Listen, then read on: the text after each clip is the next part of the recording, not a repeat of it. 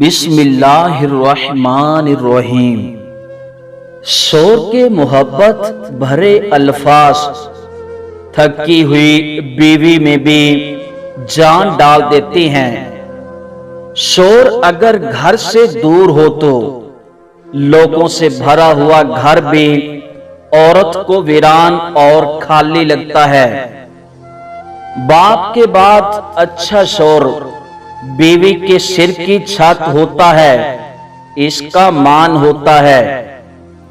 میاں بیوی کو ایک دوسرے پر اتنا بھروسہ ہونا چاہیے کہ بات پہ بات صفائیاں نہ دینی پڑے۔ ایک بیوی کے لیے اس کا شور ہی کل کائنات ہوتا ہے۔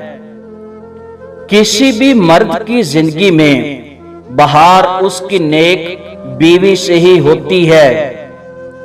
میاں بیوی کے رشتے کی خوبصورتی اس سے بڑھ کر کیا ہوگی کہ اللہ پاک نے دنیا میں پہلا رشتہ میاں بیوی کا بنایا ہے۔